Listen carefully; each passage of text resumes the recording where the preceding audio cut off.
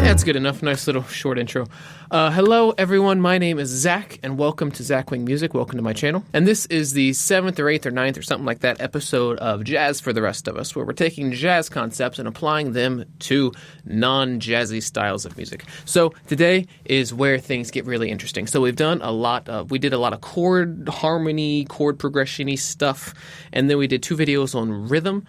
And now we are getting into the improvisation, soloing, chord scale relationships, all that good stuff. This is the best part of the series. Let me just go ahead and tell you right now. This is where the fun really starts happening. So this isn't a lesson. What is this? Today's video is going to be an introduction to modal playing. Modal playing. What the crap does that even mean? Well, everybody's heard of it, right? So when you're scrolling through forums and crap, when you're first learning to play guitar, you see things like Phrygian, like Locrian, like Lydian and Mixolydian and all these things. You have no idea what they mean. And that's okay. You don't have to know what they mean because you can do a lot of stuff without ever using them. But this is something that you can learn to add some new colors, some new textures, some new stuff to your playing that isn't already there. So modes, let's talk about them. First, let's kind of get in conceptually. So when you're playing a rock solo, a rock guitar solo, what's the process? You say to yourself, okay, what key is this in? This is in the key of A minor.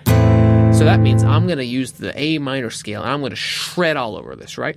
And you just start playing in A minor and you just start shredding, and all of the notes that you play could potentially be from the A minor scale. Sometimes you get a major 5, so that kind of makes you use like the harmonic minor scale, if you know what that means. But for the most part, you're staying in A, you're thinking in A, your life is in A, everything's in A, right? A minor. That's one way to approach soloing and improvisation and stuff. Say, this whole song, every freaking thing is in A minor, so I'm going to play in A minor. That works. You could do that. But over here we have more modal styles of playing where you tailor your solo, the notes that you're playing, to each individual chord. Rather than looking at it a whole and being like A minor, you look at every individual chord and say, okay, what do I play on this chord? What do I play on this chord? What do I play on this chord?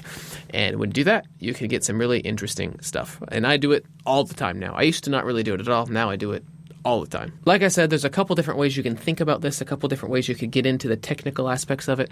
I'm going to try to do it in the way that I think makes the most sense logically, so you understand why it works rather than just memorizing a formula or something like that. I want you to understand the logic behind it all. So let's say that we're in the key of C major. So obviously the first note of the scale is C, and then you start stacking thirds to start getting some chords, right? So we get a C. If you don't know what I just said, then you have missed like all of my other videos. So what you need to go do is watch my crash course in music theory, and that should catch you up.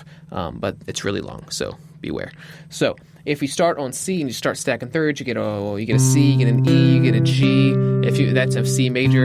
If you want to keep going, you can get a B, and that would be a C major 7. And we're actually going to stop right there. We could keep going, and actually the rest of those notes are really important, but I want you to get this first concept first. So in the key of C, our one chord is going to be a C major 7. In the key of C, our 2 chord, what is that going to be? Well, if you start stacking thirds, you start on D, stack a third, you get an F, stack another third, you get an A, stack another third, you get a C. That is a D minor 7. So in the key of C, 1 is C major 7, 2 is D minor 7, 3 is E minor 7, 4 is F major 7, 5 is G 7, G dominant 7. What is 6? 6 is A minor 7. 7 is B diminished, or B half diminished if you're going to put the 7 on it. And then you get back to 1. So those are all the chords that occur naturally in the key of C major. And if we had a chord progression that only used those chords, then we could just think about everything in C major and just play the C major scale, and everything would be happy and fine and dandy and wonderful. So keep those chords in mind. Keep them there. Keep them fresh. And now we're going to go to another key. So let's say we're in the key of A major. We know the key, the chords in the key of A major are A major 7, B minor 7, C sharp minor 7, D major 7, E dominant, F sharp minor 7, G sharp half diminished or diminished 7 or whatever, however you want to talk about it. you back to A. Those are the chords that you use in the key of A. So let's say you have this chord progression right here. You have an A major 7, an E dominant. Everything's good, right? You have a D major 7, and then out of nowhere, D minor 7. And then you go back to A to resolve. If you had to solo over that, how would you do it? A couple videos ago, I talked about borrowed chords, and you can think about that as a borrowed chord if you wanted. So that would help you understand the logic of where the chord came from. But if you had to solo over it, what would you do on that D minor? There are notes in the A major scale that if I play on top of that D minor will sound really, really bad. The F sharp occurs in the A major scale. If I play an F sharp on top of a D minor, it will sound really, really bad. I'm going to try to do that. Here we go. I did it. That sounds really bad. So what are we going to do on top of that D minor? Think about it like this. We know that D minor doesn't make sense in the key of A major. But what key does it make sense in? Well, just a second ago, we were looking at C major. And we know that the D minor chord is the 2 chord of C major. So instead of playing A major notes on top of that D minor, instead of treating it like we treated the rest of the chords, we're going to treat that chord differently. What if we treated that chord not as the 4 of A? What if we treated it as the 2 of C? Which it is. We know that in the key of C major, D minor is the 2. So on that D minor chord, instead of playing A major notes, let's play C major notes. Let's see what happens. I've recorded that chord progression on my looper right here, so I'm going to go ahead and play that.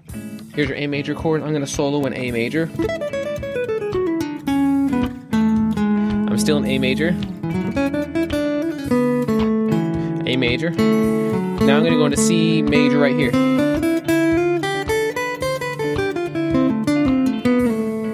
Just like that. And then I resolve back into A major. So for that D minor, it didn't work in the key of A, so I found something that it did work in, and then I played that. It doesn't work in A major. It does work in C major, so I played it.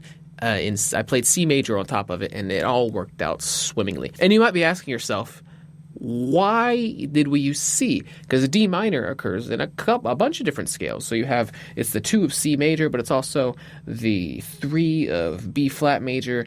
It is the 6 of F major. It's all that stuff. Why did I choose one rather than the other? And this question has a wonderful explanation that I will lay out in detail in the description below.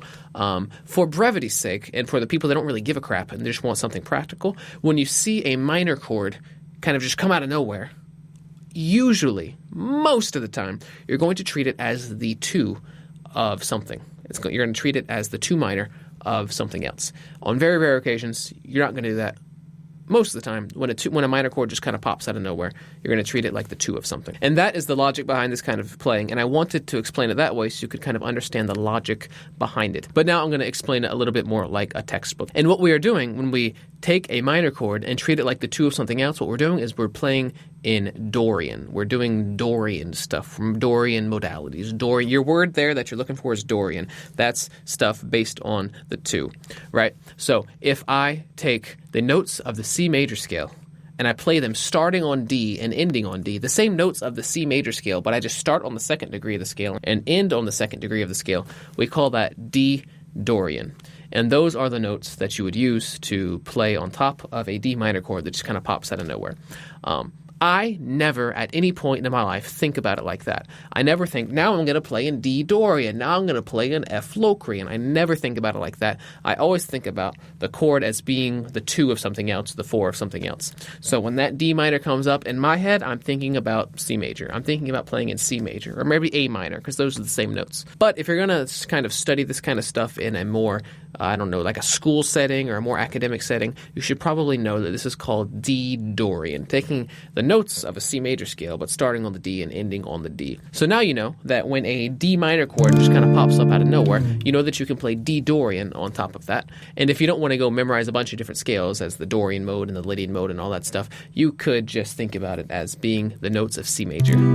So let's do another example just for fun.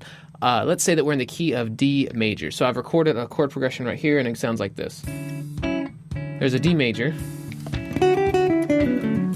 an E minor, a G minor, an A major, back to D major.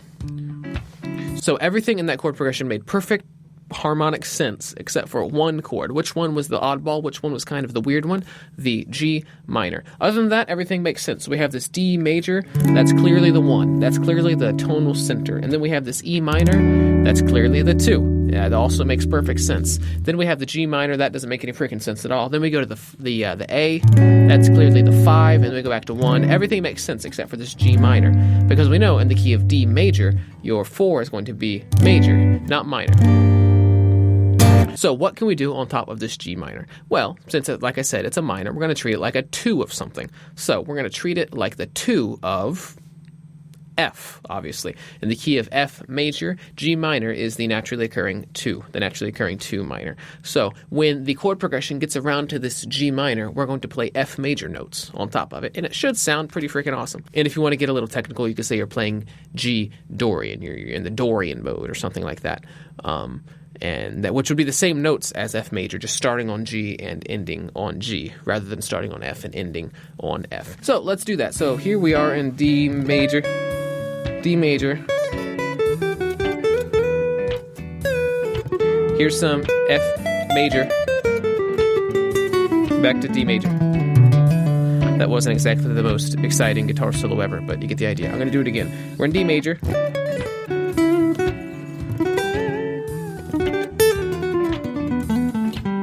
Here's some F major,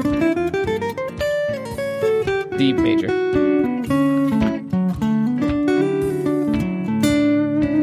Just like that. So that is our concept. Modal playing, Dorian, the Dorian mode, all that good stuff.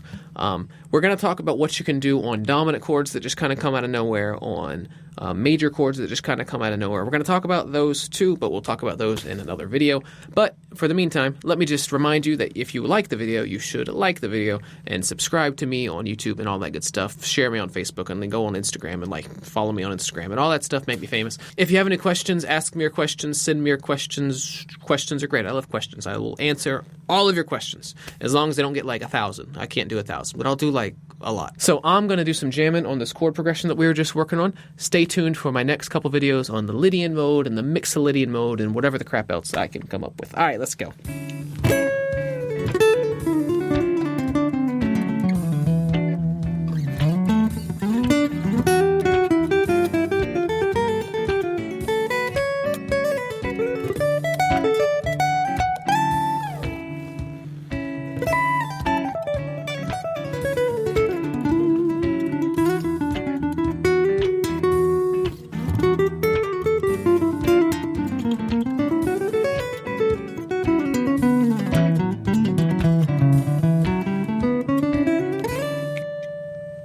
Something like that. That was a stupid ending.